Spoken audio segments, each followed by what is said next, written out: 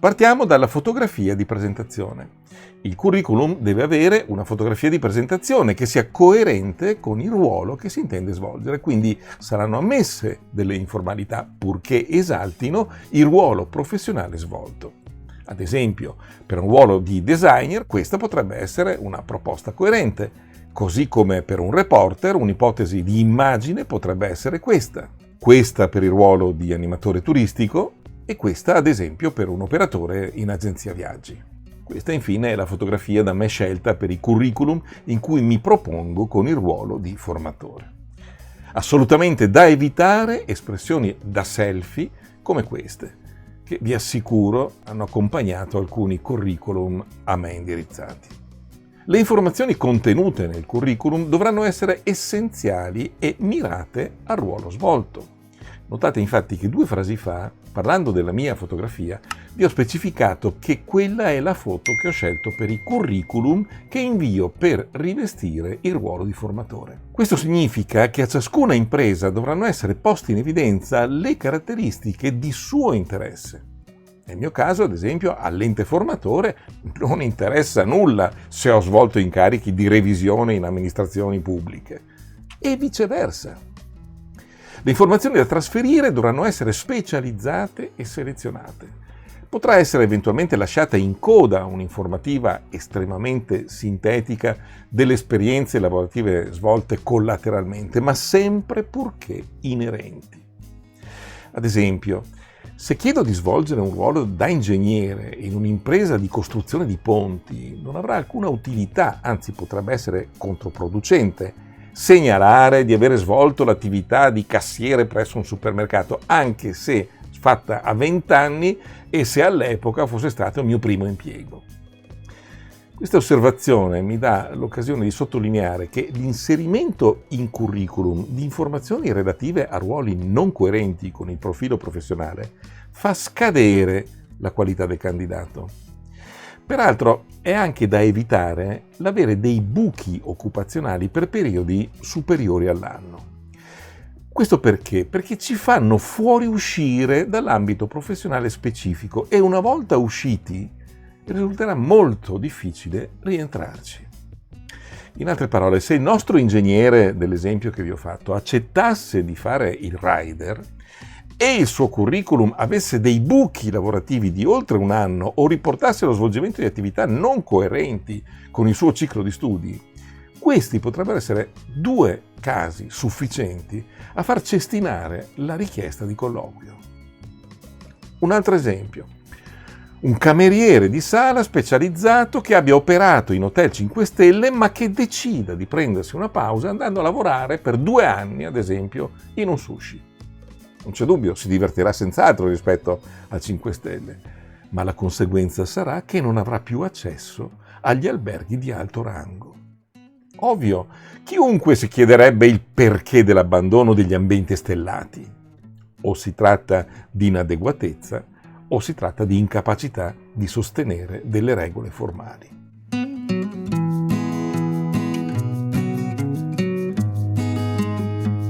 Il curriculum può essere inviato come allegato PDF via mail o stampato su carta e spedito per posta ordinaria o raccomandata. Ma in tutti i 2 casi andrà accompagnato da un testo che fungerà da lettera di accompagnamento, nel quale andranno indicati quali possono essere i ruoli o il ruolo all'interno dell'organizzazione che potrete ricoprire con maggiore profitto per voi e per l'impresa, secondo la vostra ottica, e questo alla luce delle competenze professionali descritte in curriculum. Quindi sarete voi a proporre la collocazione migliore all'interno dell'azienda.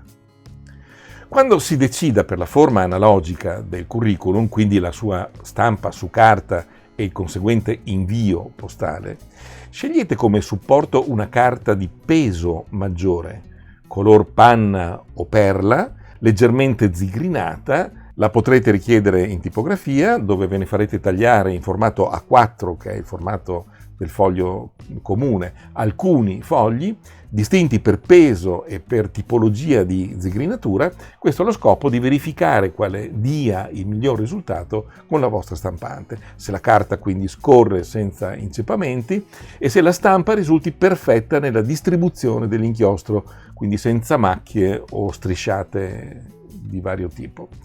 Se utilizzate una stampante laser, sappiate che c'è da modificare nelle impostazioni le caratteristiche della carta per grammatura ed eventualmente per zigrinatura.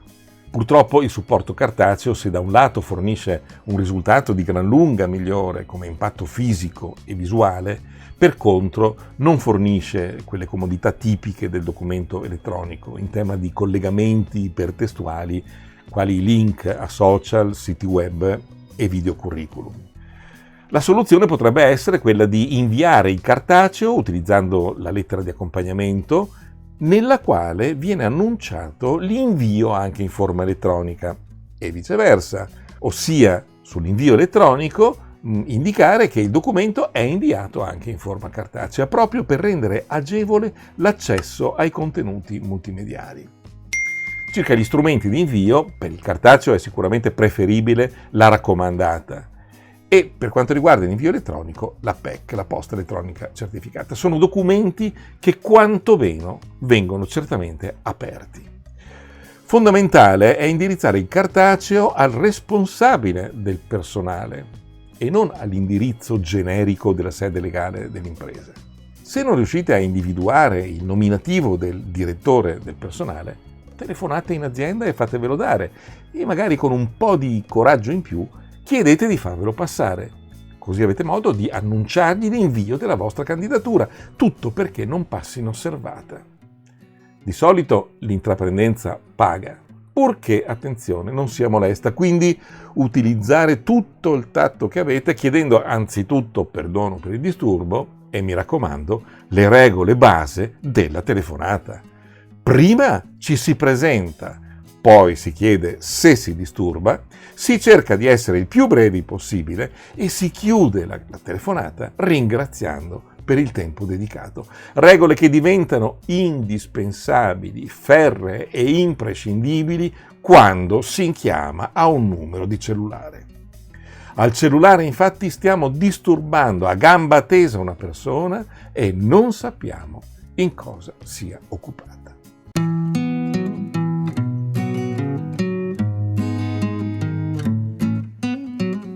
Lo chiamano video curriculum, ma di fatto è un video in cui ci si presenta e si riepiloga sinteticamente in maniera discorsiva quanto contenuto nel curriculum documento. È molto utile in quanto lo strumento video è più diretto, immediato e consente di valutare da subito degli aspetti peculiari per la mansione da svolgere in azienda, quali presenza, tono della voce, espressività. Preparare una presentazione video a completamento del curriculum è possibile farlo con i normali smartphone e scaricando quindi una semplice app di editing video.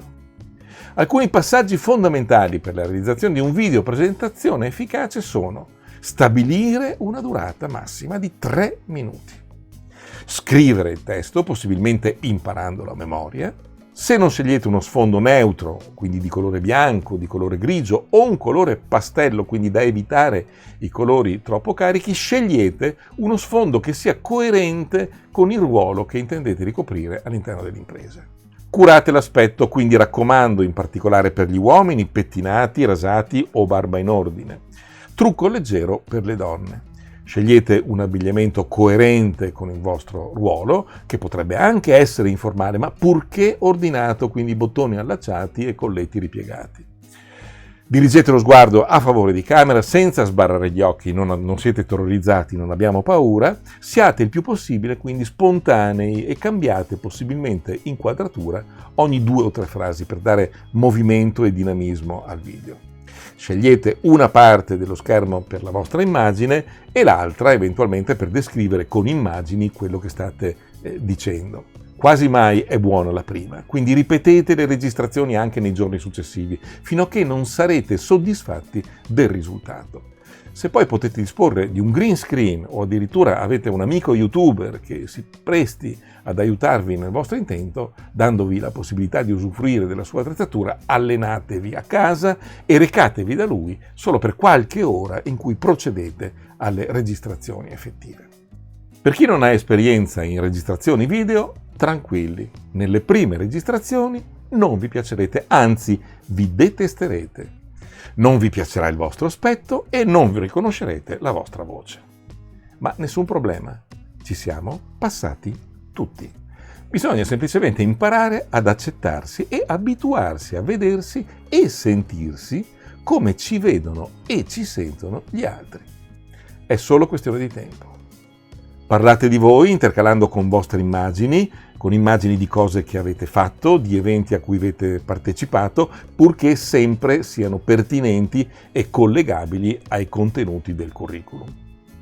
Potete vedere degli esempi di video curriculum da cui magari prendere spunto digitando video curriculum su qualsiasi motore di ricerca o addirittura svolgendo la ricerca direttamente su YouTube. Una volta completato il video curriculum potete caricarlo su un account YouTube che ad esempio potete utilizzare per contenuti professionali.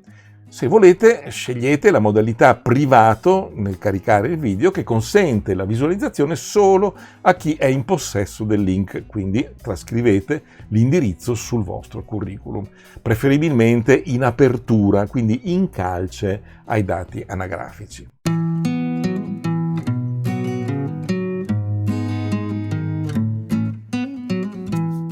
A seconda dei ruoli svolti in azienda, potrebbe essere interessante per l'impresa poter usufruire dei vostri contatti social, quindi fornite il numero di follower, oltre ai nickname e ai link di accesso alle pagine in qualità di utente. Quindi ovviamente link a Facebook, per esempio, a LinkedIn, a Instagram, a TikTok se avete un account Twitch, OTP, il vostro sito web ovviamente e chiaramente ovunque siate poi presenti. Mi raccomando in particolare per le pagine Facebook, per gli account Instagram e TikTok che i contenuti non siano compromettenti. Guardatevi quello che avete pubblicato perché vedervi in un video in cui siete ritratti ubriachi all'Oktoberfest con una birra da 1 litro in mano, magari parlando un corsivo biascicato, non è poi così conveniente. Lo abbiamo fatto tutti, lo sappiamo perfettamente, lo ha fatto anche chi vi sta esaminando, ma non è opportuno. Dobbiamo dare il meglio di noi e con una battuta diciamo che per il peggio c'è sempre tempo.